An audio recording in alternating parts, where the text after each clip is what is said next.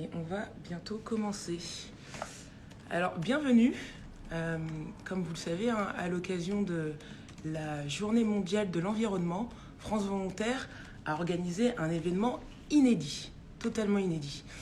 Tout au long de la semaine, nous allons donc nous retrouver ici même sur le compte Instagram de France Volontaire afin de discuter avec les volontaires internationaux qui se sont engagés pour l'environnement. Je suis Manon Bongo, assistante de projet plaidoyer au sein de France Volontaire et je serai accompagnée de... Et moi, du coup, je suis Margot, je suis assistante de communication également au siège de France Volontaire à Ivry-sur-Seine. Et aujourd'hui, on va accueillir Stéphanie, qui est volontaire en Tunisie, sur un projet en gestion de l'eau, qui va nous parler un peu de l'impact de ce projet et de son association de laquelle elle fait partie. Donc, on va l'inviter. Ouais. Vous allez pouvoir découvrir Stéphanie. Et sa mission. Et n'hésitez pas surtout à poser toutes les questions que vous voulez sur la mission de Stéphanie, mais aussi sur son engagement volontaire. Si vous avez des questions, vous pouvez les mettre dans les commentaires et nous, on pourra lui poser directement, les poser directement à Stéphanie. Voilà. Exactement. Alors, on attend quelques secondes que Stéphanie ait le temps de se connecter.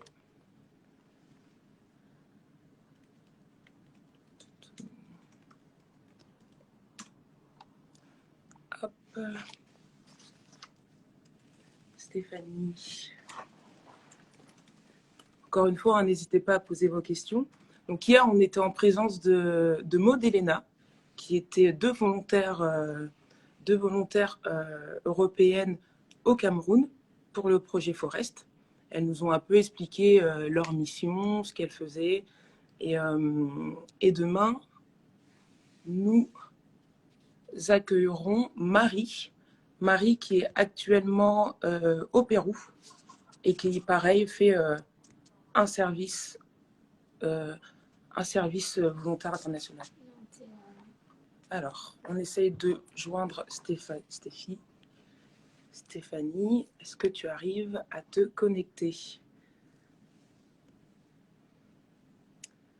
Alors, on attend.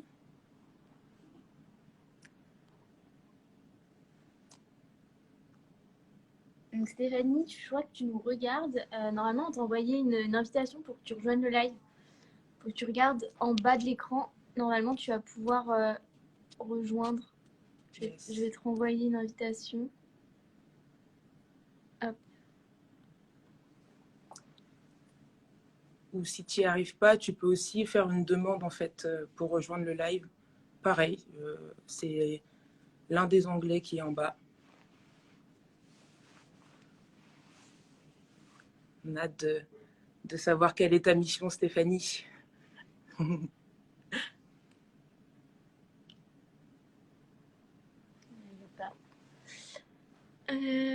Stéphie Malchi ne veut pas participer.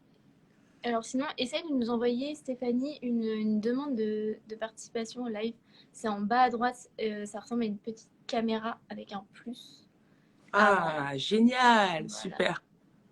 Super, super. Voilà. Vous allez enfin pouvoir voir Stéphanie. Je sais pas non plus. Normalement, c'est bon. Ah, voilà. Ah, salut. Salut Stéphanie. Bonjour à tous. Désolée, j'avais un petit problème de connexion Internet. Il n'y a pas de problème. Non, il n'y a pas de problème, Stéphanie. Tu vas bien? Oui, merci. Et vous? Oui, ça va. Bien installé, du coup? Oui, ça va, oui. Ok, génial. Bah, du coup, on va pouvoir commencer. Juste pour une petite introduction à Stéphanie, est-ce que tu peux te présenter, présenter ton parcours et nous parler un petit peu de ta mission? Oui, bien sûr. Oui, donc bonjour à tous, je m'appelle Stéphanie et je viens de la Bolivie et j'ai fait mes études en France en tant qu'ingénieure en chimie dans le traitement de l'eau. Ouais. Et je suis à Tunis depuis décembre dernier dans le cadre d'une mission avec France Volontaire en tant que chargée de projet dans le domaine de l'eau dans une association. Ok. Tu peux nous donner le nom de l'association dans laquelle tu effectues ta mission actuellement? Oui, donc en fait c'est l'association Abel Granier Ouais. et l'association est partenaire en Tunisie qui s'appelle Association tunisienne d'agriculture environnementale. Et au sein de au sein de cette structure, en fait, tu peux nous donner un peu plus de précision sur ton rôle à toi. Oui, donc en fait, l'association, elle agit en Tunisie auprès des petits agriculteurs Ouais, et surtout au nord de la Tunisie. Et elle les accompagne et dans la mise en place de bonnes pratiques de gestion agricole et en Tunisie. ok. Et ma mission, plus précisément, c'est de pouvoir développer la mise en place de bonnes pratiques de gestion de l'eau. Ok, et comment tu fais pour mettre en place justement cette bonne pratique de la gestion de l'eau? Oui, du coup, dans un premier temps, l'idée, c'est de pouvoir bien comprendre le pays et le contexte et le milieu agricole et les besoins des agriculteurs. Mhm, Donc, cette première étape de mon séjour ici, l'idée, c'est de faire une étude. Donc, c'est ce que je suis en train de faire. d'accord. Une étude, un état des lieux. Ouais. Et la suite, je pense, ça va être de faire un peu des enquêtes, des entretiens avec les agriculteurs pour savoir et si les idées peut-être qu'on a identifiées peuvent être pertinentes pour eux. Ah, c'est génial. Moi, j'aurais deux autres questions. D'abord, pourquoi tu as voulu t'engager dans le secteur de l'environnement, du climat, de la protection de la planète? Oui, alors j'ai fait des études dans le domaine de l'eau parce que j'avais toujours à cœur l'environnement Ok, et plus en particulier l'eau. ouais. Et donc j'ai fait des études dans ce domaine et après j'ai cherché un peu cette opportunité dans ce sens. Et aussi parce que je pense que en tant qu'être humain, nous sommes responsables de la terre qui nous a été confiée. Et moi, je suis chrétienne, donc je pense qu'elle nous a été confiée par Dieu pour pouvoir prendre soin d'elle. Et donc, ça me fait plaisir de pouvoir participer dans cette mission en Tunisie. Et tu as toujours voulu t'engager. Le fait de faire un VSI, c'est un truc qui a toujours été une sorte de projet pour toi? Et alors, j'avoue qu'en finissant mes études, j'avais un peu cette idée, mais je ne savais pas forcément si un jour ça allait se faire ou pas. Ouais. Et c'est plus l'année dernière on a commencé à réfléchir avec Alba, mon mari, à pouvoir partir à l'étranger. Et je me suis dit, bah, pourquoi pas ne pas s'engager dans la solidarité internationale et de pouvoir être au bénéfice aussi d'une association dans un pays à l'étranger Ouais. où il y aurait aussi des défis liés à l'environnement et à l'eau. Ah, super. Ok. Et est-ce que tu peux nous dire l'association dans laquelle tu es en mission, combien de personnes travaillent avec toi? Oui, alors on est autour de 11 bénévoles, enfin, 11 personnes qui travaillent dans l'association. Ils ne sont pas tous bénévoles, ils sont aussi et engagés dans des contrats. Et ils sont soit tunisiens, soit de différentes nationalités. Ok. Il y a un Brésilien, une Américaine, des Français aussi. Et tu trouves pas ça trop compliqué de travailler avec des personnes qui justement ne viennent pas de Bolivie comme toi, qui n'ont pas la même culture que toi? Et alors, en vrai, c'est super chouette de pouvoir faire partie d'une équipe multiculturelle, Ouais. dans le sens où on a tous des arrière-plans différents et des cultures différentes, et même des idées ou des façons de travailler différentes. Mais c'est super riche de pouvoir mettre tout ça en commun pour pouvoir avancer dans un but commun. Et c'est super important aussi que l'équipe soit composée de Tunisiens, vu qu'on est dans leur pays et que c'est eux aussi qui connaissent au mieux le contexte et les besoins et la réalité du terrain aussi. Ah oui, en parlant du contexte tunisien, est-ce que tu peux nous en parler un peu plus du rôle, enfin plutôt du poids de l'agriculture dans la société tunisienne?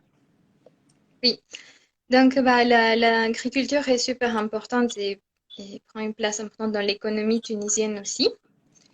Et, et puis en ce qui concerne peut-être l'eau, l'agriculture consomme autour de 80% des ressources en eau du pays. Et donc, ce qui n'est pas négligeable. Et donc, d'où les enjeux forts liés à l'eau et à la mission aussi qui m'a été confiée. Donc, tu es capable d'avoir un impact avoir un impact sur la communauté locale en travaillant avec eux, en travaillant en collaboration avec eux. Et est-ce que, avec ton association, vous avez déjà un peu mesuré l'impact justement de votre mission auprès de la communauté locale? Alors, je pense l'impact de l'association sur les agriculteurs, enfin, il peut être déjà peut-être mesuré dans le sens où l'association travaille en Tunisie depuis une dizaine d'années. Mhm. Donc, il y a, je pense, peut-être au moins une centaine d'agriculteurs qui ont dû bénéficier de l'accompagnement de l'association Ok, et dans la mise en place de fourrages et alternatifs, on va dire, pour les animaux, de couverts végétaux permettant de réhabiliter des sols dégradés, et notamment du coup au nord de la Tunisie. ouais, Et en ce qui concerne l'eau, c'est un peu difficile du coup de dire qu'il y a déjà un impact, dans la mesure où on est vraiment au début du projet. Mais on aimerait voilà, pouvoir toucher, je pense, surtout le nord. Et peut-être une des pistes qui a été envisagée, c'est celle de récupérer les eaux pluviales. ouais. Et vu que c'est dans le nord de la Tunisie, il pleut plus que dans le sud. Et aujourd'hui, les eaux pluviales ne sont pas valorisées à 100%, on va dire. Parce que toi, ta mission actuellement, elle se situe au nord ou au sud de la Tunisie, du coup? Oui, alors l'association est basée à Tunis et les actions de l'association sont surtout au nord, oui. Ok, ah, c'est super. Et du coup, après cette mission, tu comptes rester engagé? Oui, alors ma mission va jusqu'à fin novembre. Ouais.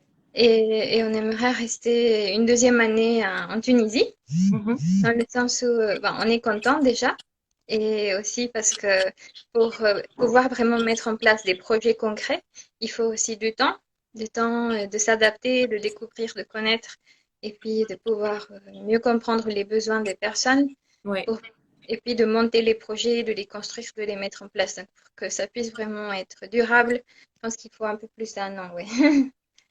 Et j'avais une question. Donc là, le dispositif dans lequel tu es engagé, donc c'est un volontariat de solidarité internationale. C'est bien ça? Oui. Oui. Est-ce que tu avais connaissance de ce dispositif avant de partir en mission? Et, oui, alors j'avoue que je l'ai découvert l'année dernière, D'accord. donc via le DEFAP, mais c'est vrai qu'avant je n'avais jamais entendu parler de ce dispositif. D'accord. Et est-ce que tu peux dire pour les gens, par exemple, si dans les personnes qui nous regardent, il y a peut-être des gens qui peuvent être intéressés pour s'engager comme toi dans ce type de dispositif.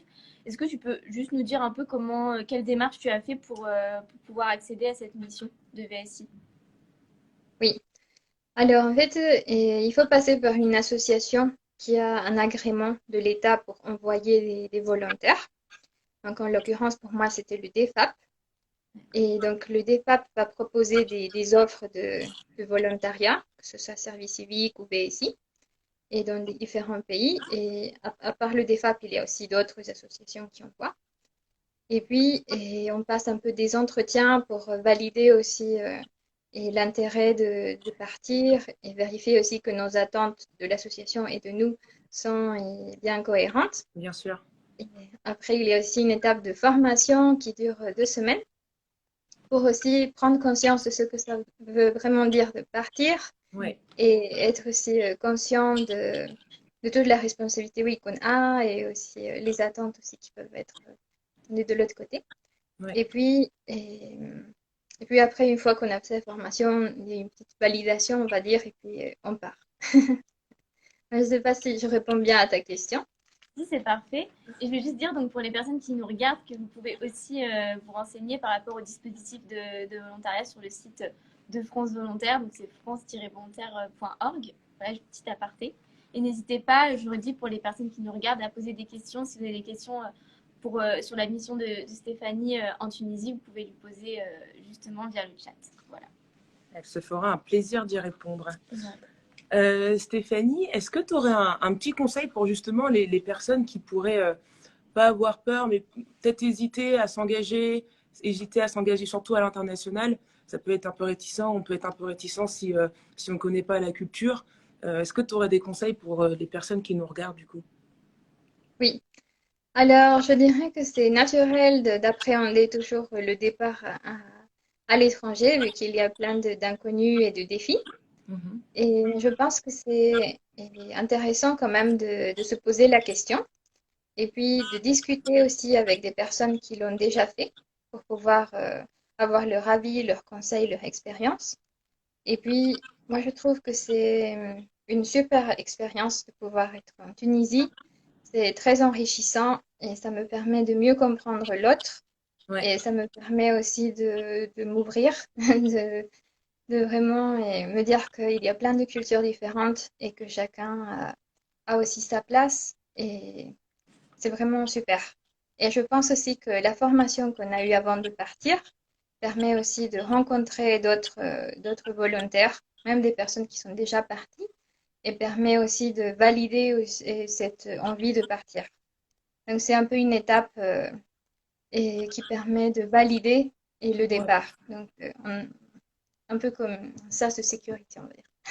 Ah, c'est super de voir que non seulement tu apprécies ton engagement là avec cette association-là, mais que tu comptes en plus rester dans cette association-là et que tu comptes rester aussi engagé, que ce soit pour l'environnement ou pour d'autres causes.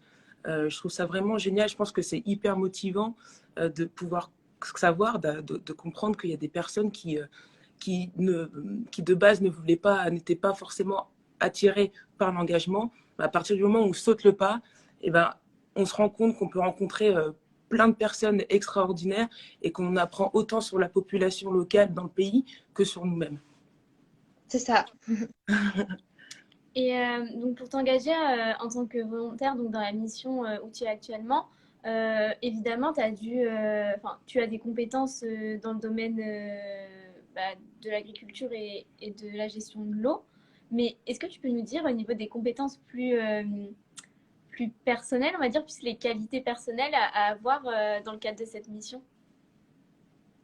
Alors je dirais qu'il faut de la flexibilité et la capacité d'adaptation, et dans le sens où on arrive dans un milieu qui fonctionne différemment.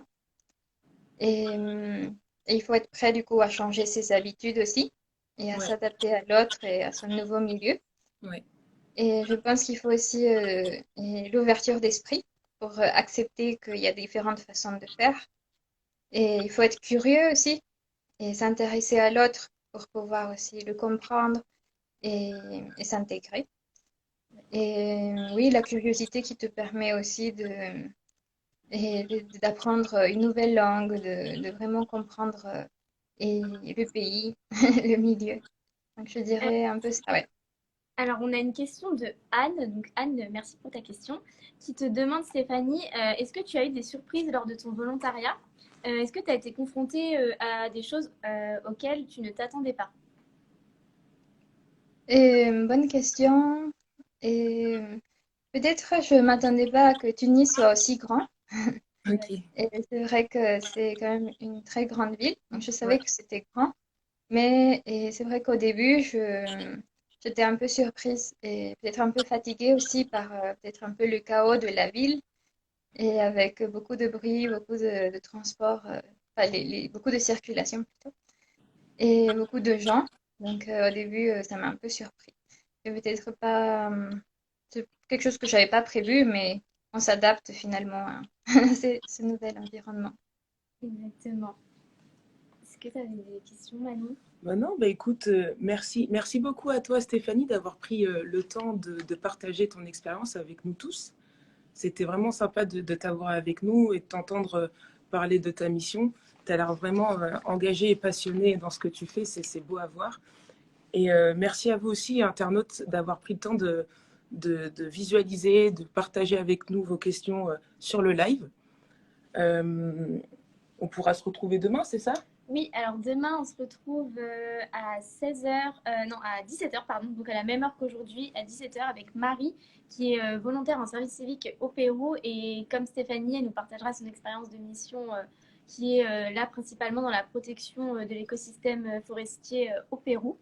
Donc, soyez présents et pareil, n'hésitez pas à poser les questions que vous voulez. Enfin, si vous avez des questions concernant le volontariat ou même la mission de Stéphanie, vous pouvez toujours nous les poser après sur le compte Instagram de France Volontaire en message privé. Voilà.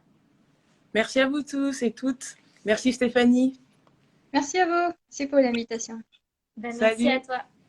Au Salut. revoir, à bientôt. Au revoir. Attends, on va voir ce que ça donne. Voulez-vous vraiment mettre fin? Oui.